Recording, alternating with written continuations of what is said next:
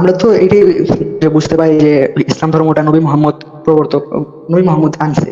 এখন তার একার পক্ষে এত বড় একটা ধর্ম কিভাবে বানাইলো, বা তার এত এত অনুসারী কিভাবে পাইলো সে?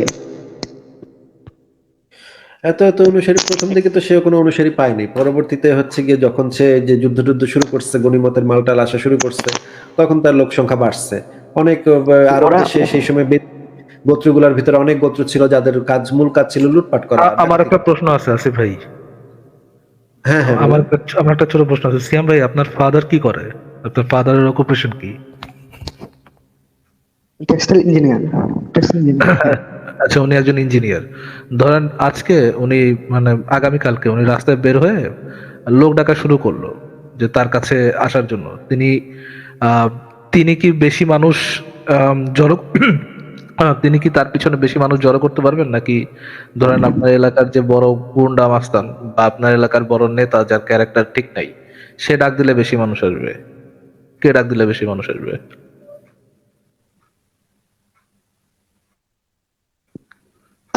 মানুষ জড়ো করতে পারবে কি আপনার ফাদার পারবে, নাকি এলাকার গুন্ডা মাস্তানের বেশি মানুষ জড়ো করতে পারবে? যা- যাদের ভিতরে গুন্ডা মাস্তানি আছে ওরা তো গুন্ডা মাস্তানি দিকে আসবে, আর যারা যদি আমার বাবাকে যদি ভালো মনে করে তাহলে আমার বাবার দিকে আসবে। এরকম না বিষয়টা। কিন্তু বেশি মানুষ কোন দিকে আসবে, কোন কোয়ালিটির মানুষ আসবে সেটা আমি জিজ্ঞেস করিনি। এটা ডিপেন্ড করে, যদি একটা সমাজে যদি ভালো মানুষ বেশি থাকে আমার বাবার দিকে আসবো, খারাপ মানুষ বেশি থাকলে ওই দিকে যাইবো।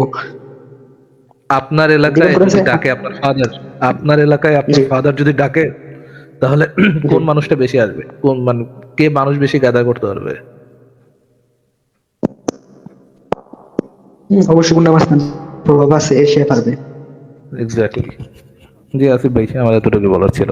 প্রভাবশালী ব্যক্তি হতে হবে। তো সেই সময়ের আরব অঞ্চলের মানে কালচার, আরব অঞ্চলের সভ্যতা সংস্কৃতি যদি আমরা পড়ি, তাহলে আমরা দেখতে পাই সেই সময় বিভিন্ন বেদুইন গোত্রগুলা ছিল, যে এই গোত্রগুলা আসলে কিছু কিছু লোকজন ব্যবসা বাণিজ্য করতো এবং কিছু কিছু লোকজন ডাকাতি করতো। অন্য মানে কাফেলা যাচ্ছে, বাণিজ্য কাফেলা যাচ্ছে, লুট করে নিয়ে যেত। এইগুলাই ছিল তাদের প্রধান কাজ। সেই সমস্ত বেদুইন গোত্রগুলার প্রধান কাজ, প্রধান ব্যবসায় ছিল এটা। কিছু লোক ব্যবসা করতো এবং কিছু লোক ডাকাতি করতো। আহ এটা ছিল অনেক গোত্রের মানে মূল কাজই ছিল ডাকাতি করা, বাণিজ্য কাফেলা পট করে গিয়ে ডাকাতি করে নিয়ে আসা, মাল মাল সামান গিয়ে নিয়ে আসা। মোহাম্মদ যখন প্রথম প্রথম মানে ধর্ম প্রবর্তন করছে, তখন তো কেউই তার কথা শুনে নাই, সবাই তারা নিয়ে হাসাহাসি করছে। প্রথম 10 বছরে সে মাত্র মানে কয়েকজন মাত্র মানুষকে জোগাড় করতে পারছে, আত্মীয় স্বজন বন্ধু বান্ধব, এগুলোর ভিতরে কয়েকজন তার দলে আসছে, এছাড়া তো কেউ আসেনি। পরে যখন মদিনা গেল, মদিনা গিয়ে যখন সে যুদ্ধ শুরু করলো, দুঃখী দাসদেরকে জোগাড় করতে পারছিল। কয়েকটা দুঃখী দাসকে, যেই দাসদের আর কিছু নাই, জীবনে আর কিছু নাই, তাদেরকে খুব লোভ টোপ দেখাইলো যে তোমরা তো জান্নাতে যাইবা, জান্নাতে গিয়া তুমি পৃথিবীতে কিছু পাইলা না, কিন্তু জান্নাতে গিয়া কিন্তু তোমরা অনেক কিছু পাইবা। হ্যাঁ, তখন কিছু দাস টাস এসে তার দলে যুক্ত হইলো।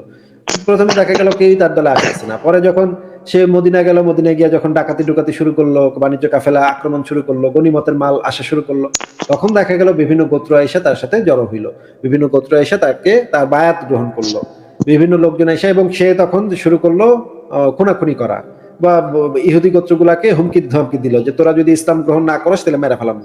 এক একটা গোত্রের কাছে গিয়ে গিয়ে সে হুমকি ধামকি দিত, তোরা যদি ইসলাম গ্রহণ না করিস তাহলে মেরে ফেলাম। অসংখ্য হাদিস আছে, আপনি যদি দেখতে চান অসংখ্য হাদিস দেখাতে পারি। নবী মোহাম্মদ এবং তার সঙ্গী বাহিনী গিয়া হুমকি ধামকি দিত, ইসলাম কবুল না করলে মেরে ফেলাম, একের জবাই করে ফেলাম, তোরা এখন ইসলাম কবুল কর, নিলে তোকে সব সম্পত্তি আমরা দখল করে নিব। এই সমস্ত হুমকি ধামকি দিয়ে বহু লোকরে সে ইসলাম ধর্মে আনলো। এরপরে যেটা হইলো, তারপরে দেখা গেল এবং আরো সিস্টেম করলো যে ধর্মে ঢুকতে পারবে কিন্তু বেরিতে পারবে না। কি কি তামসার কথা, এই ধর্মে তোরা ঢুকতে পারবি কিন্তু এটা কিন্তু ইঁদুর মারার কল, হ্যাঁ, এটার ভিতরে ঢোকন যায় কিন্তু বাইরান যায় না, বাইরেতে গেলে তোরা মেরা ফেলাম। এই ধর্ম যদি ত্যাগ করতে চাস, তোরা যদি মনে করো যে আমি ভুয়া নবী, তাহলে কিন্তু মেরা ফেলাম, হ্যাঁ, তাহলে বাইরেতে পারবি না এই ধর্ম থেকে। তারপরে দেখা গেল যে এইভাবে সে অনেক যুদ্ধ করলো, যুদ্ধ করে ভালোই মাল সামান কামাইলো। কামানোর পর তো সে তো বিষ খায় মরলো, বিষ খায় মরার পর দেখা গেল বেশিরভাগ লোক আবার ধর্ম ত্যাগ করে যেতেছে গিয়া, লোকজন তখন সবাই ধর্ম ত্যাগ করতেছে। আবু বকর তখন খলিফা, তখন দেখা যাচ্ছে দলে দলে লোকজন হয়ে যাচ্ছে, ধর্ম ত্যাগ করে চলে যাচ্ছে। তখন এই যে মোহাম্মদের মৃত্যুর সাথে সাথে পরপরই একেবারে ধর্মত্যাগের যে হুলস্থুল শুরু হয়, হুলস্থুল করে সব মানুষ ধর্মত্যাগ করতেছে। এ থেকেই তো বোঝা যায় যে মানুষজন মোহাম্মদের ভয় পায় এই ধর্মটাতে গ্রহণ করছে। পরে পরে আবার ফিরে আসলো কেমনে ধর্মের দিকে? শেষ করি শোনেন। তারপরে মুহাম্মদের মৃত্যুর পরে যে দলে দলে মানুষ ধর্ম ত্যাগ করতেছে, এটা থেকেই তো প্রমাণ হয় মুহাম্মদের ডরে মানুষজন ইসলামের ভিতরে ছিল। এরপরে যে জিনিসটা হইলো, আবু বকর তখন ঘোষণা দিল যে যে হচ্ছে গিয়ে ইসলাম ত্যাগ করব, যে হচ্ছে গিয়ে জাকাত দিতে অস্বীকার করব, যে হচ্ছে নামাজ পড়বো না, যে হচ্ছে এটা করবো না সেটা করবো না, এইগুলোর সবটিরে আমি মেরা ফেলাম। তোমরা দলবল সব তরবারি নিয়ে জোগাড় থাকো, সব মেরা ফেলাম। তখন ওমর আয়েশা তাকে বললো যে আপনি কি সব মেরা ফেলবেন, এইভাবে মানে সবাই মেরা ফেলবেন? আবু বকর তখন ঘোষণা দিল যে আল্লাহর কসম, আল্লাহর কসম এবং সেই সত্তার কসম যার হাতে আমার প্রাণ, সেই সত্তার কসম, যারা এইগুলা দিতে অস্বীকার করবে, একটা নীতিও মানবে না ইসলামের, সবাই আমি মেরা ফেলবো, সবাই জবাই করে ফেলবো। এবং তখন আবু বকর একটা বিরাট যুদ্ধ শুরু করলো। সেই যুদ্ধের মাধ্যমে সে শত শত হাজার হাজার মানুষকে হত্যা করলো। বাদ বাকি মানুষ ভয়ে, আবু বকরের সৈন্যবাহিনী, ডাকাত বাহিনী, তরবারির ভয়ে তারপর আবার তারা মুসলমান হয়ে গেল। এইটার যদি আপনি দলিল দেখতে চান তাহলে দলিল দেখাতে পারি। কোনটার দলিল? বিশ্বাস করি আপনাকে, দলিল লাগবে। বিশ্বাস করা আমরা পছন্দ করি না, আমি পছন্দ করি না। যে কোনো সিরাত গ্রন্থ খুলেন, আল বিদায়া ওয়ান নিহায়া খুলেন, আবু বকরের শাসনামলে একটা বিখ্যাত যুদ্ধ হয়েছিল জিন্দিকদের বিরুদ্ধে, ধর্মত্যাগী এবং জিন্দিকদের বিরুদ্ধে জিহাদ, আবু বকরের জিহাদ।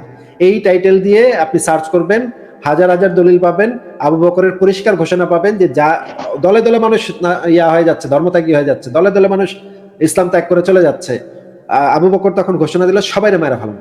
এই ভয়ে তারপর আবার দলে দলে মানুষ আবার ইসলাম গ্রহণ করলো।